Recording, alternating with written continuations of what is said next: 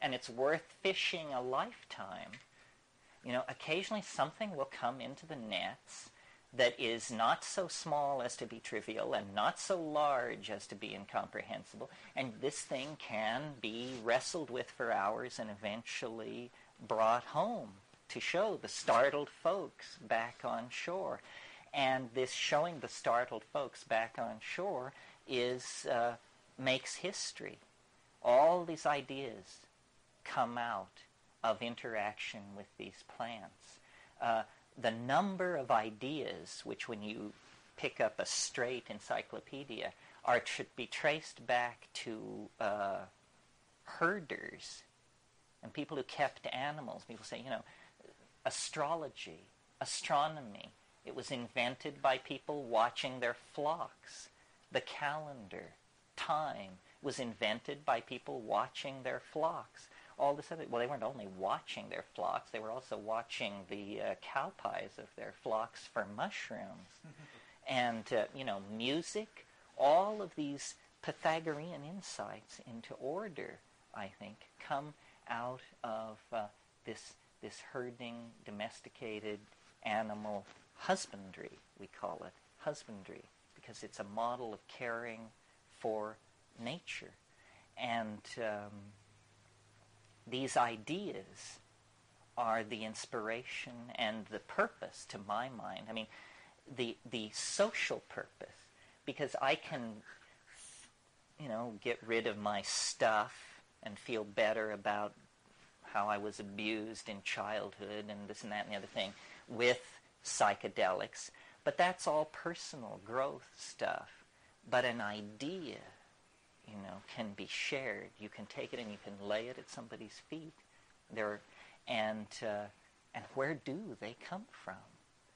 When you ask the question, where do the ideas come from? This is Platonic Philosophy 101, ladies and gentlemen. This is why the Greeks gave up fishing, to discuss this problem. Where do the ideas come from?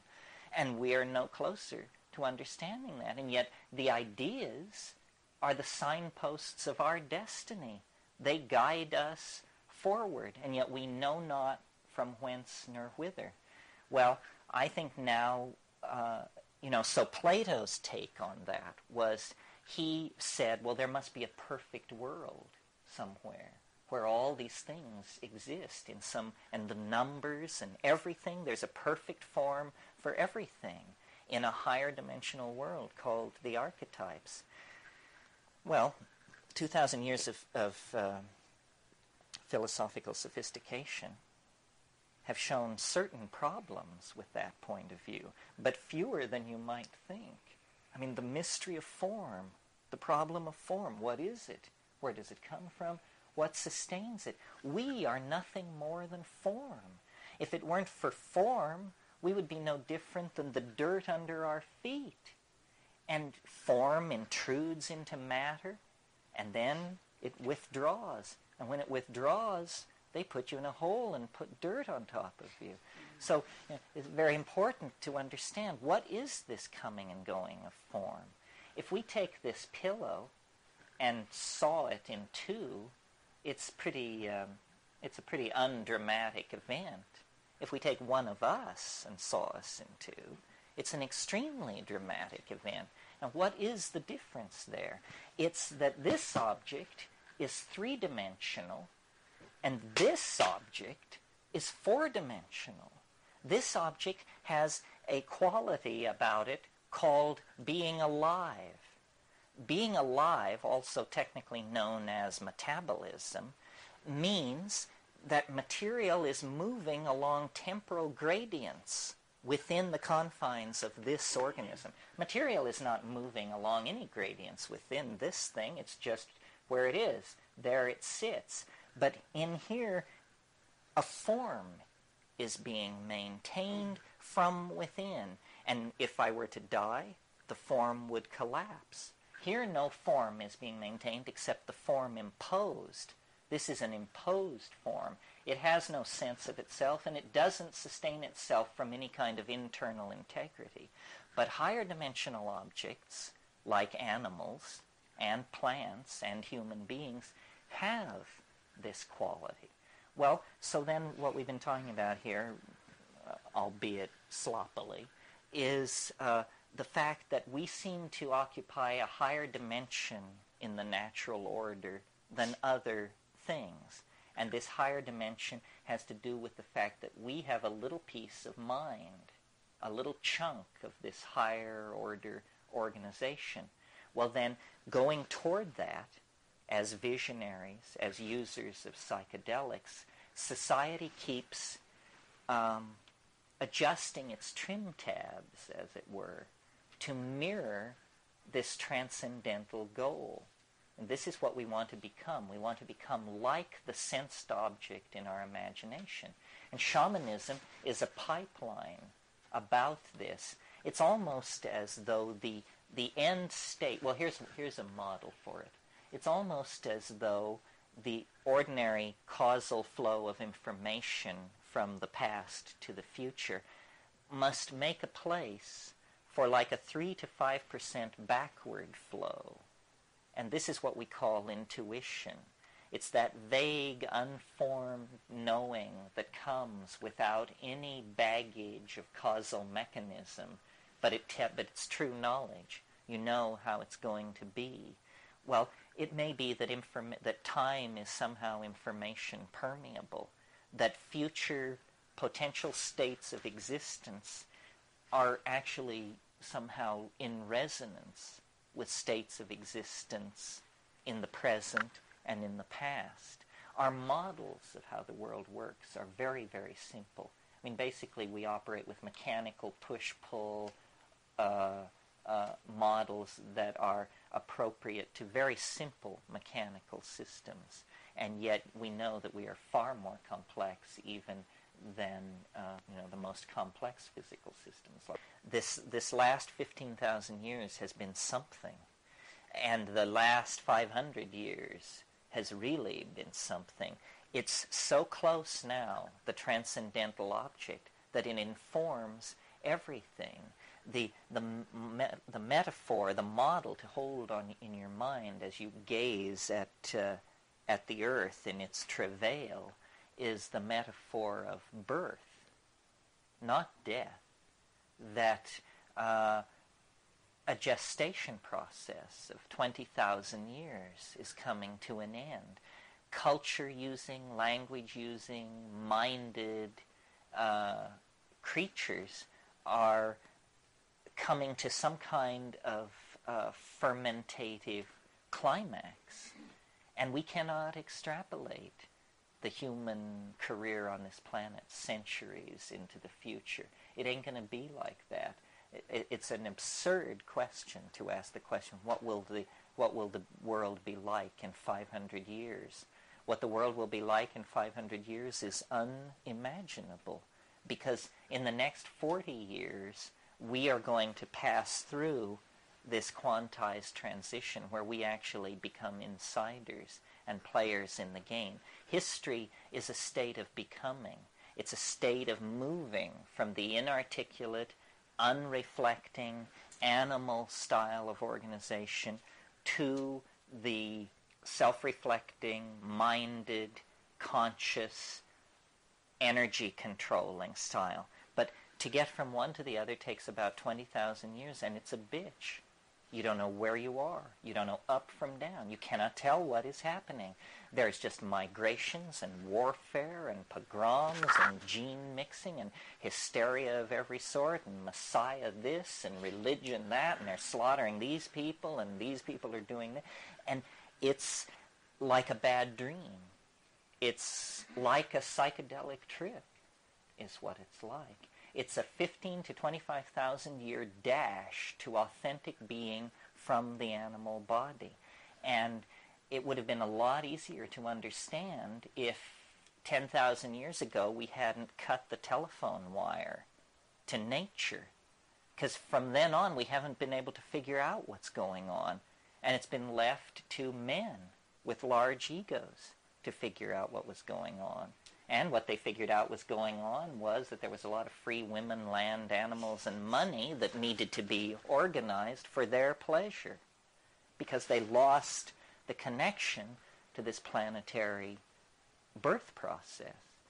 Now, and like a birth process, I mean, the metaphor is worth pursuing, because a birth is violent, blood is shed, there's moaning and groaning and thrashing around, and yet this is not an automobile accident. This is not a human tragedy. This is how life works.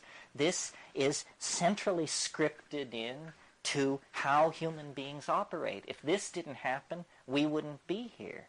Well, and yet, if you've ever been pregnant or been around a pregnant person, this is a wonderful state of equilibrium, of self-satisfaction, of completion, and yet the very fact that it exists ensures that it's going to be rent, it's going to be torn, it's going to end violently in separation of these two beings. But then there are all kinds of births. There's stillbirth, the most disturbing and unsettling of all. There's, breech. There's cesarean. There's bad presentation. There's easy labors, hard labors. And I think this is the choice that we still have some choices left. And a choice still to be made is it going to be a hard labor or an easy labor? It's how fast we educate ourselves. That's the lubrication in the birth canal of this pup. How fast we educate ourselves. Are we going to fight it, or are we going to go with it? And it's really frightening. I mean, because what we want is, first of all, forgiveness for what we've done, which ain't likely to come. And then we want to go back and paint ourselves blue and be tribal and turn our back on all of this. But I don't think it's going to be like that. It's propelling us to some kind of higher order. The faith is that history must have been for something, and that everything is to be knitted together, and everything is to be reborn anew. And I don't think this is not a religious doctrine exactly. It's more like the biological faith. I mean, we see it everywhere. We see it in the birth that I was just describing. We see it in the metamorphosis of insects. Heraclitus said, "Puntit rea," all flows. And I think that this is the hardest thing to learn. It certainly has been the hardest thing for me to learn in my life. And I assume then, by extrapolation, maybe this is one of the hard things to come to terms with. Everything flows. Nothing lasts.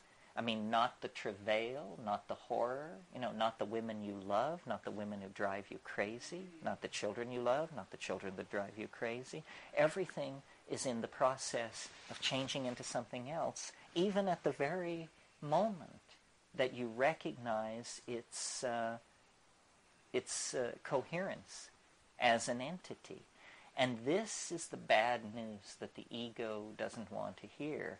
This is what the ego is created to deny, because the ego is, it's the effort of flesh to make diamond, and it can't be done. You cannot make an indestructible, adamantine, clear substance. It can't be done. But it's all tied up with our fear of death. We assume that if we release ourselves into this flow, we will be swept away, that our identity will cease to exist, that we will somehow not be there. This is an artifact of language. It's a horrible misunderstanding about who we are and how the whole system is working. Are you using language as a meta word more than just the syntactic syllables that we're using? Well, no, that's all I mean, but I'm really aware of what a funny thing it is. You talk about other dimensions. Language is like an informational creature of some sort. I mean, languages live, they reproduce themselves. Virus.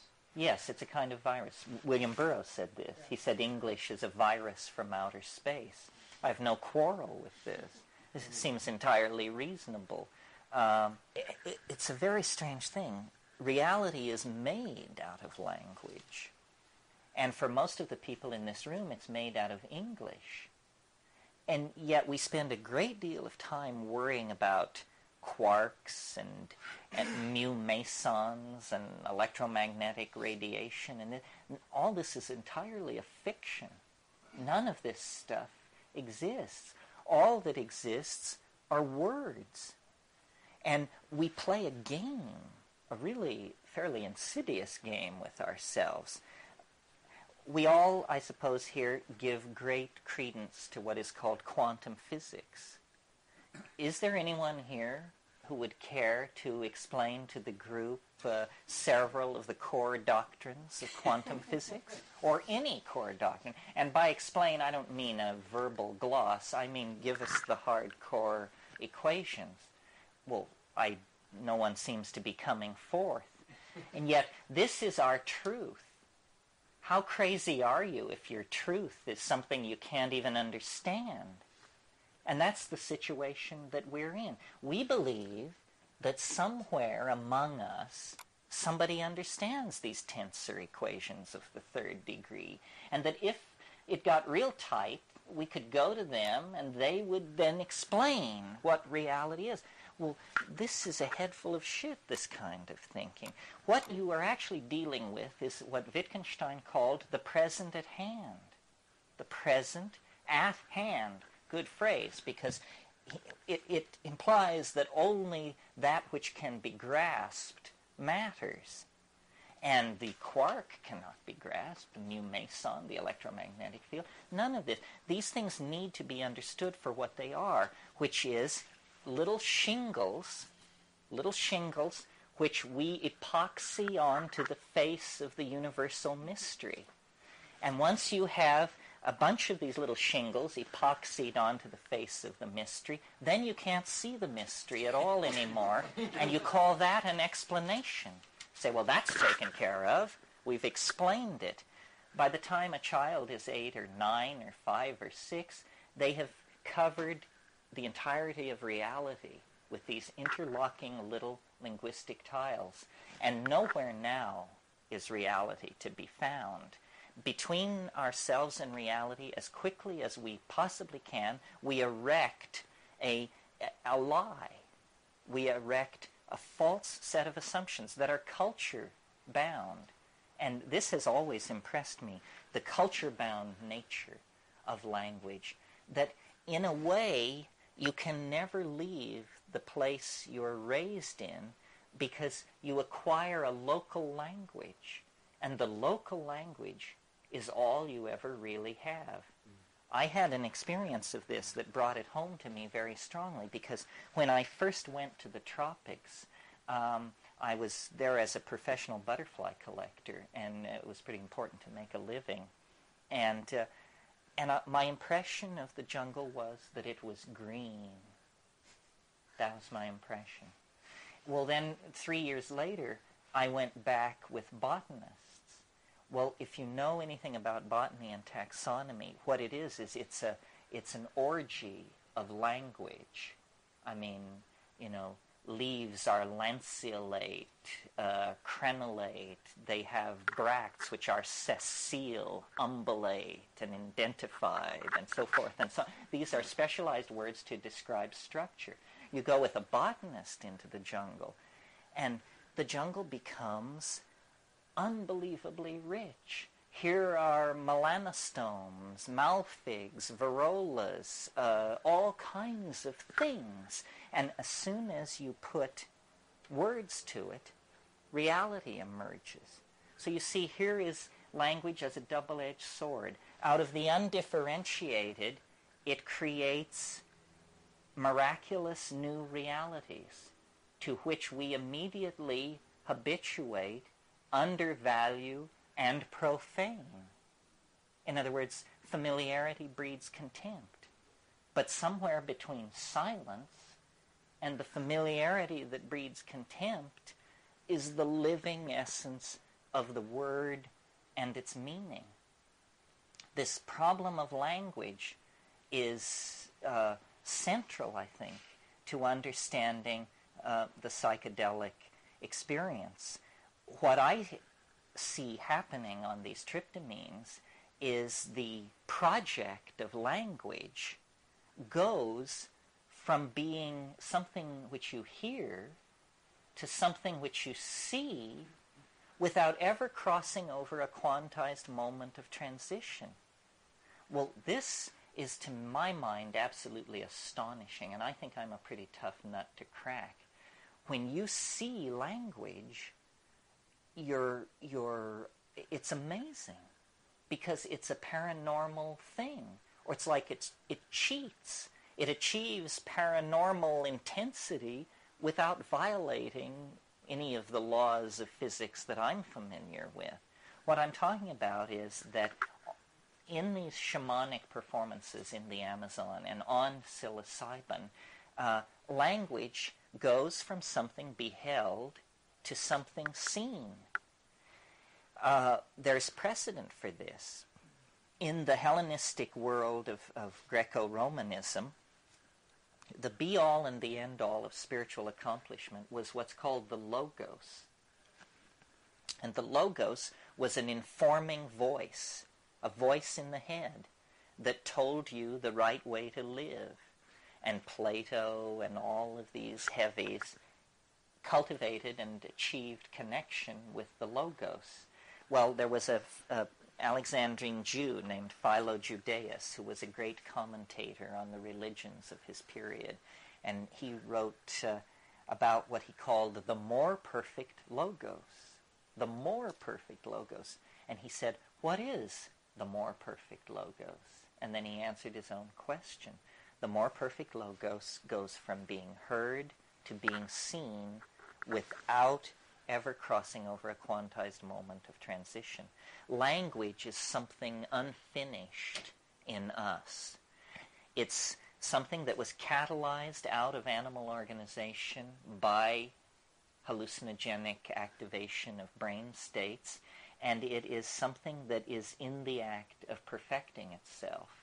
And when it is completed, my faith is that words will be seen, not heard. The whole way in which we organize our language around visual metaphors when we talk about clarity. So if someone is able to communicate, we say, she spoke clearly. That's a visual metaphor. We say, I see what you mean. I see what you mean. That means I understand you. I see what you mean. He painted a picture. It means unconsciously, at the unconscious level, we connect visual metaphors and the visual sense with clarity of understanding. And what's happening in the ayahuasca cults, in the mushroom intoxications and so forth, is an invocation of the visible logos. It comes into being in the shared space. You control it with sound. I mean, you discover that sound is something that you can see. And I referred to this morning and when I talked about how we may be a one gene mutation away from a transformation of language. You can sit, feel perfectly normal, not feel wired or depressed, not have visual activity in the visual field, and then you generate a tone like and you see that it's a certain shade of lemon yellow with a chartreuse edge running on it. And then you and it shifts to pink blue. Well, you begin to experiment with this and you discover very quickly that you can do more than just generate colors. You can generate modalities. You can generate shapes as you begin to relax into an unconscious expression of syntax. Form begins to behave itself in the space in front of you.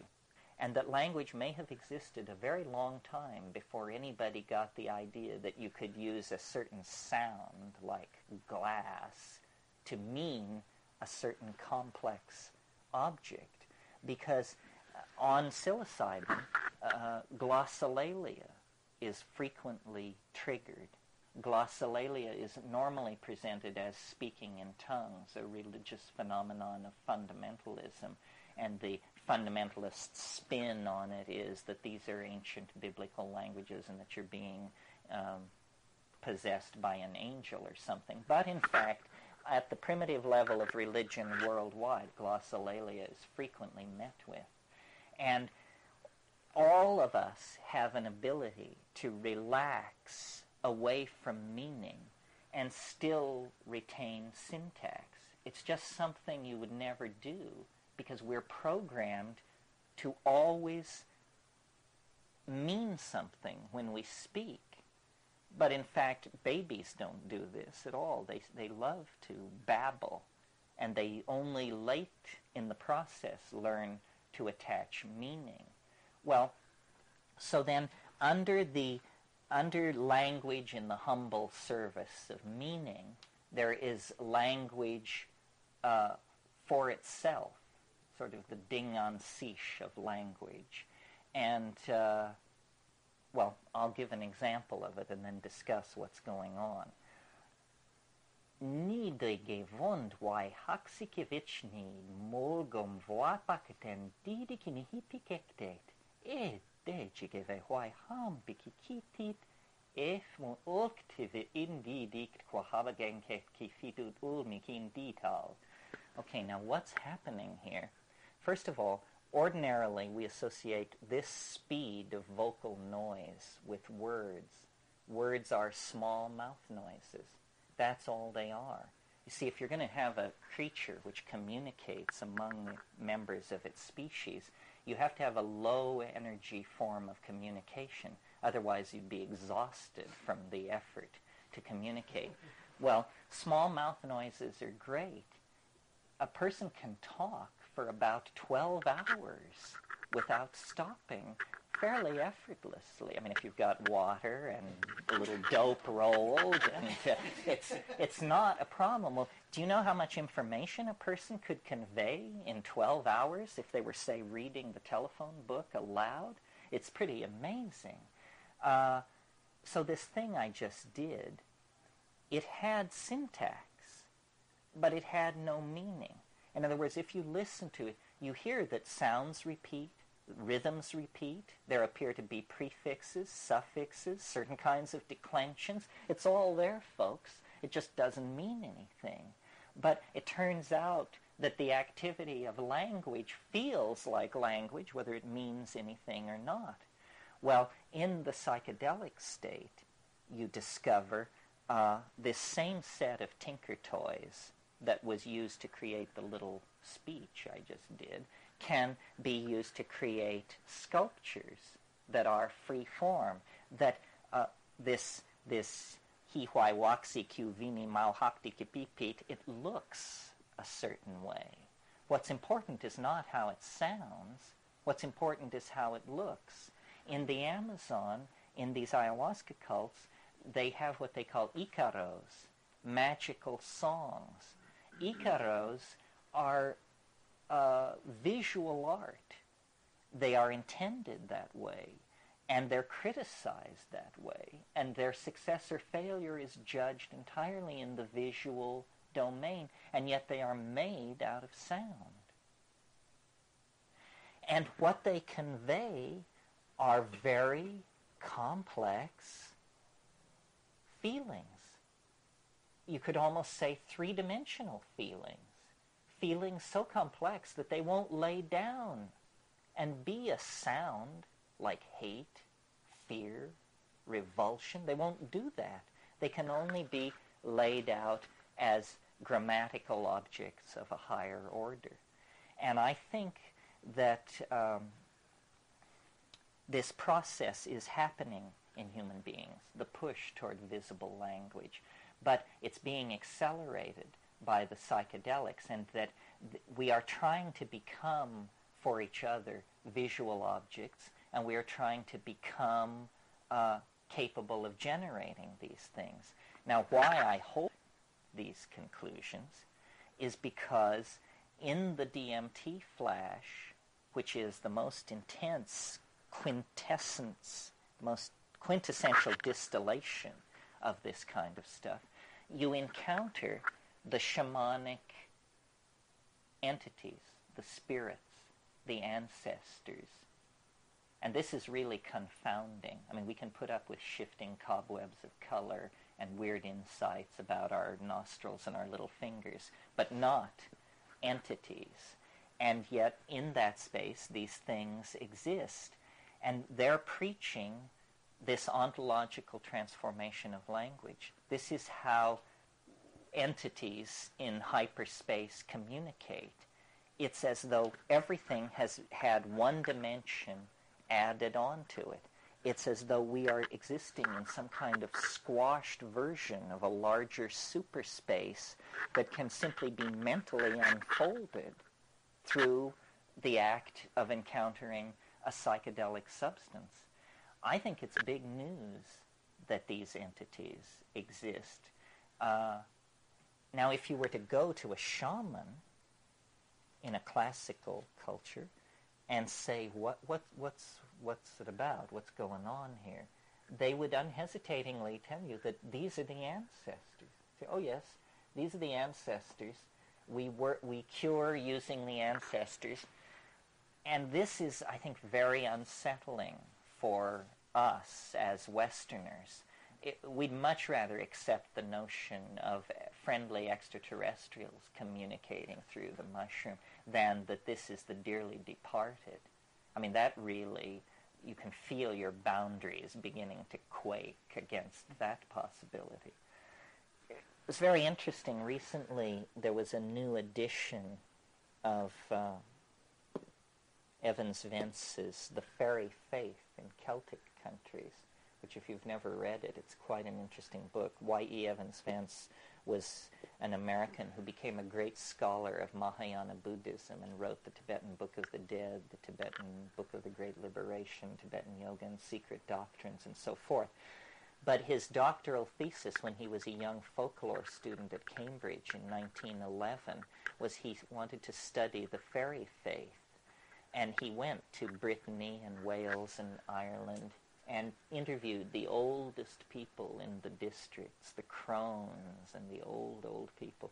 And it's a wonderful book to read because these people just tell these stories, and it's absolutely convincing. I mean, the fairies are real, the fairy faith is real.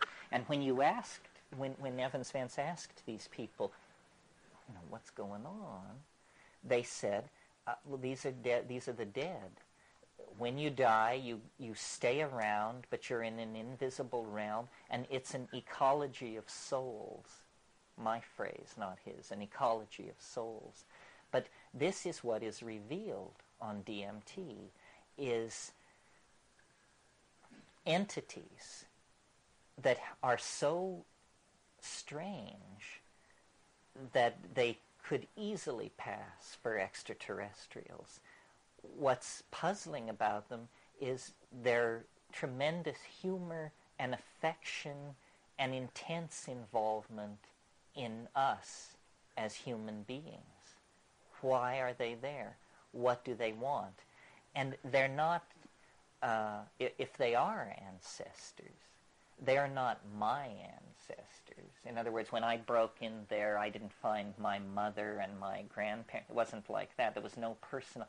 It isn't like that. But there is this sense of affection, interest, caring.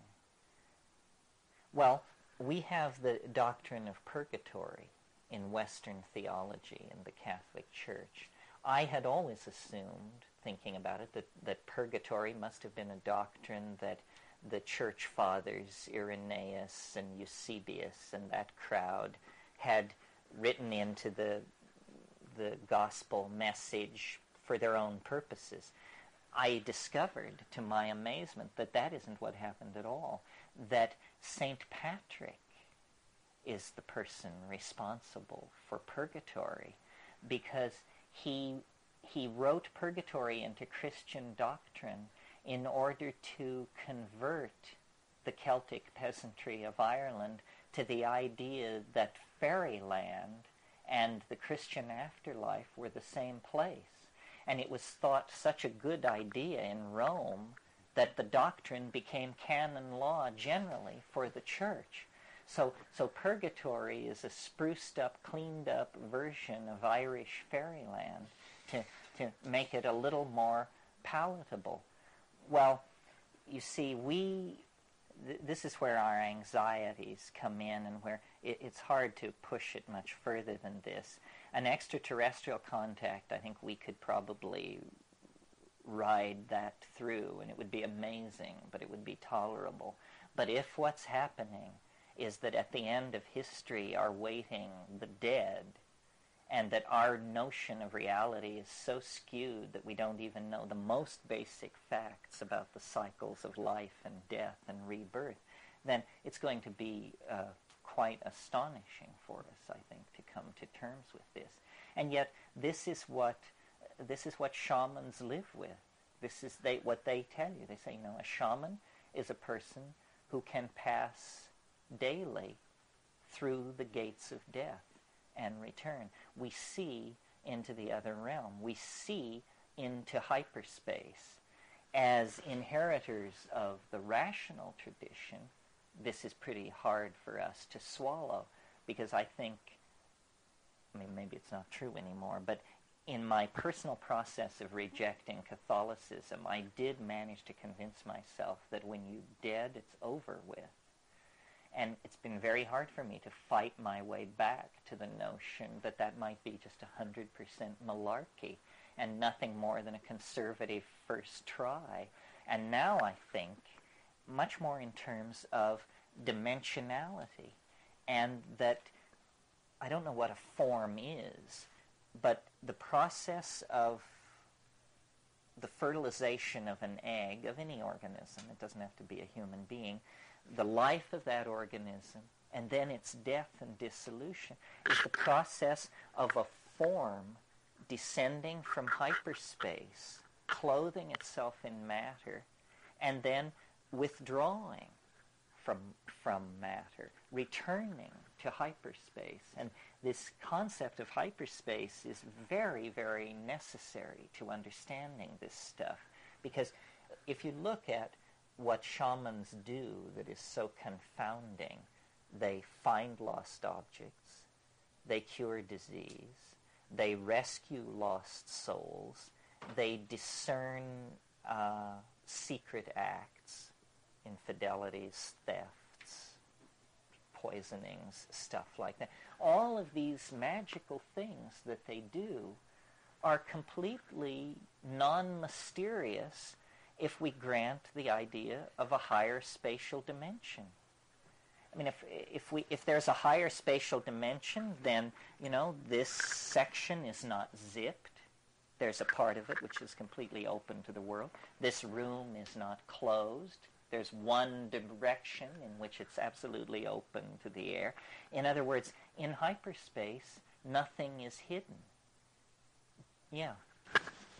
Give yourself a chance to breathe for a moment.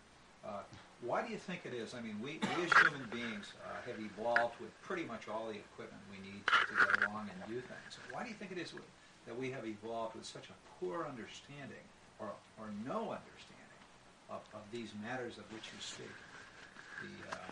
The afterlife, the rebirth. I mean, we hear it. Many people, they hear it and they have a curiosity and they go towards it. But few people understand it. Well, I think this is a very recent phenomenon culture is a narrowing, obviously. I mean, if a man can have 10 wives, 2 wives, no wives, 1 wife, well, then you go into a culture, you're going to make a choice. And all cultures represent narrowing of choices. We don't know how we could be. We don't know what we could be if we were free to evolve ourselves. I think that's the the starting line that we're edging up on. We're about to have a chance to create a global culture, to decide, to essentially clean our basement and decide what we're going to save and what we're going to keep.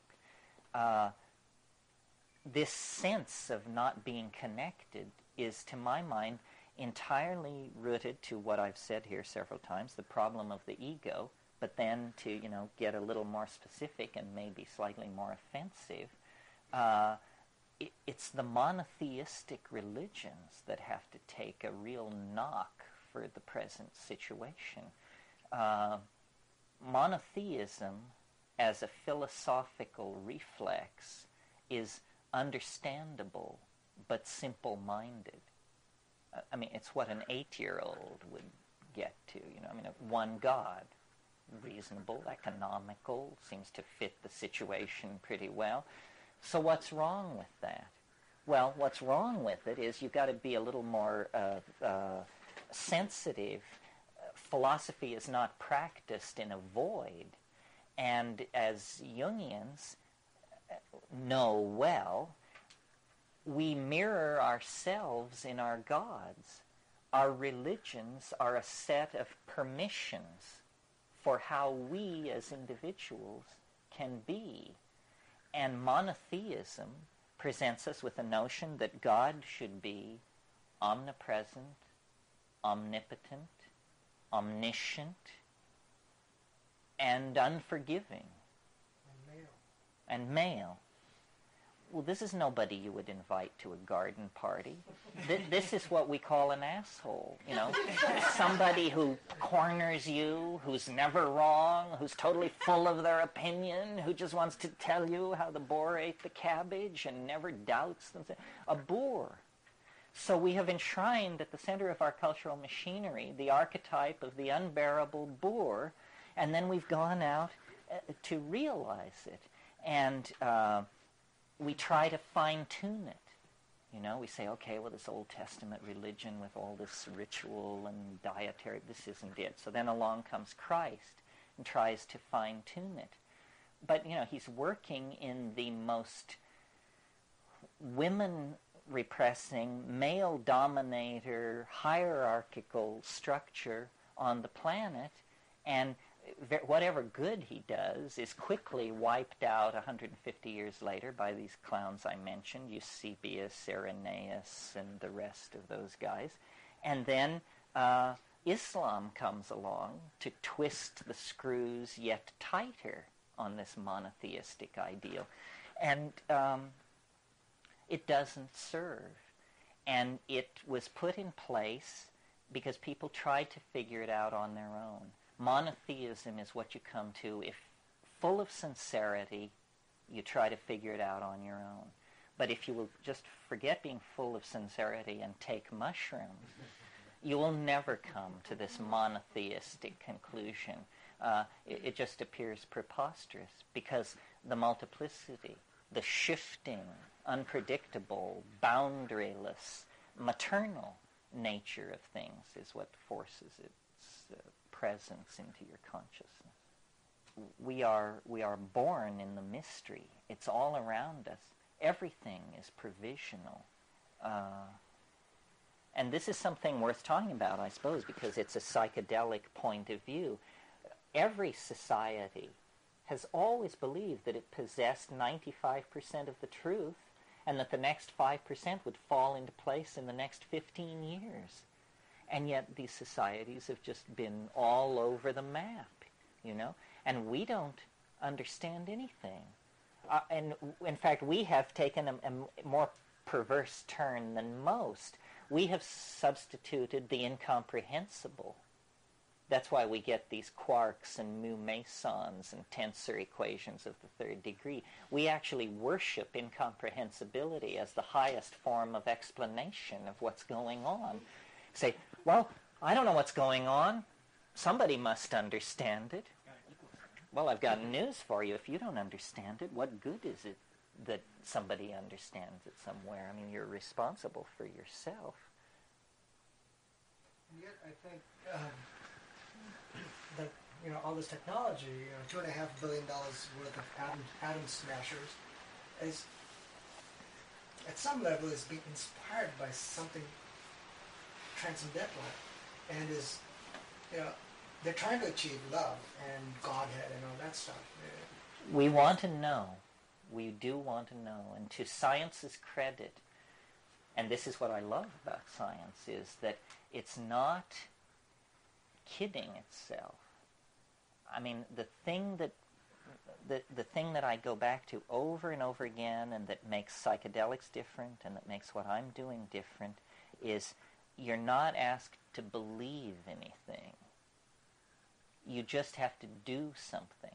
In other words, you're invited to perform an experiment, not accept a belief. And taking a psychedelic is an experiment. It's not an act of religious devotion. I mean, you may do it in a devoted and religiously sensitized way, but it's an experiment to see what happens. And if it works, it can be repeated.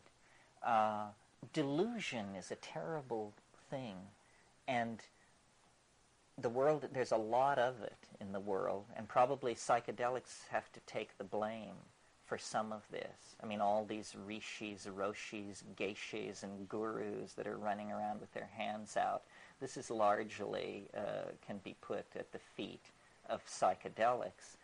But, you mean, why should we blame psychedelics for this? I don't think anybody would have given any of this a thought if they hadn't had psychedelic experiences to show them that the mind is not what they assume it to be. I mean, the great impetus to Eastern religion came in the 60s when all of this stuff was happening. I wanted to ask a little further about the animal experience of time, and that they are stuck in the point present. They don't have a sense of future or past.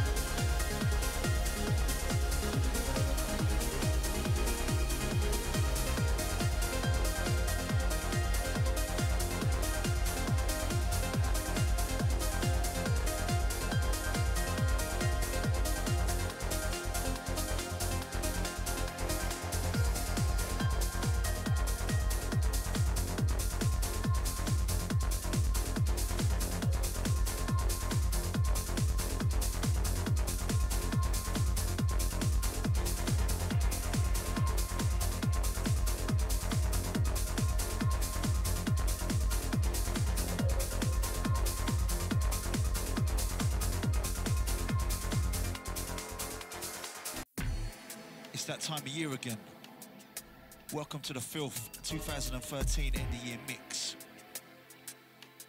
It's been a great year for me, a great year for drum and bass. So many tunes to choose from this year. I've chosen my 5 favourite tracks from each month. My selection, my sound. Massive thanks to everybody that's been supporting me this year. Whether it's buying the music, coming to see me play.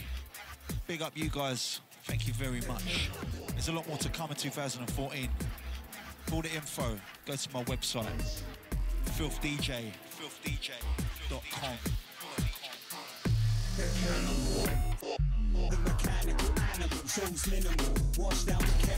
It's that time of year again.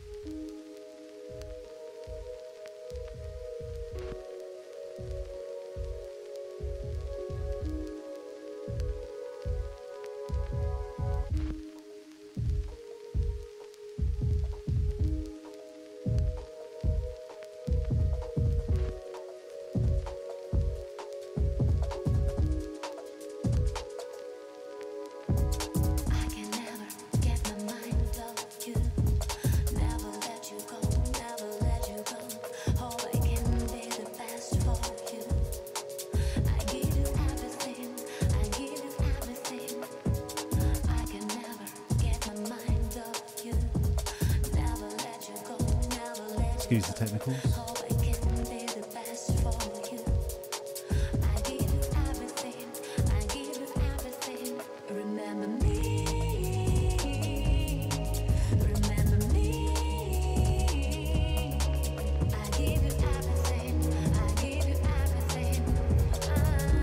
Big ups to Myers and the Portuguese Frequencies crew. You're locked in with Relevant Rude FM.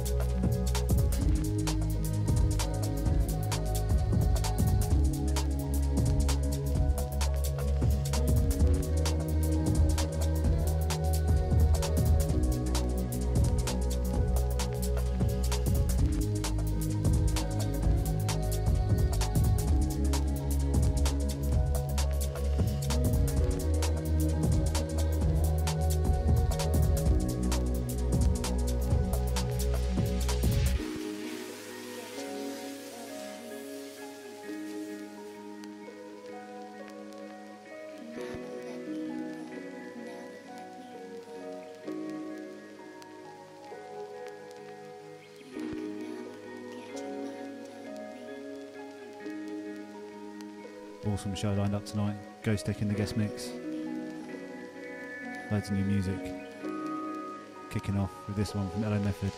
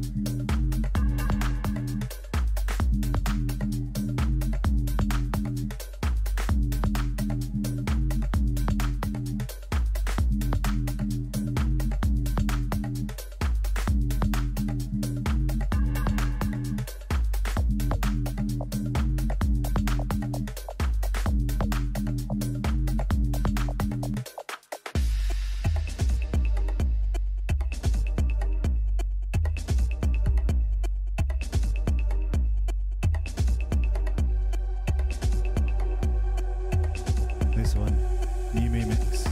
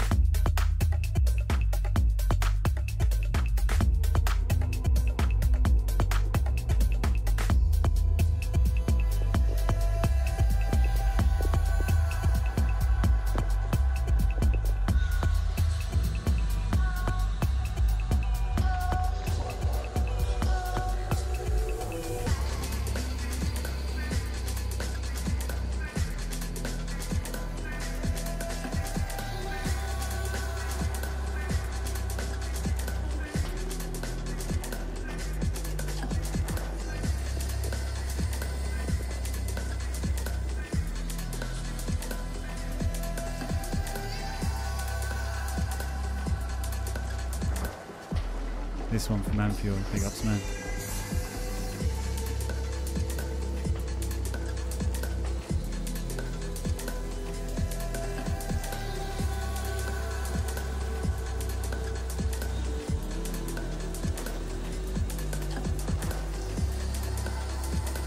Track entitled Sigh. It's out on his Begone EP, out tomorrow.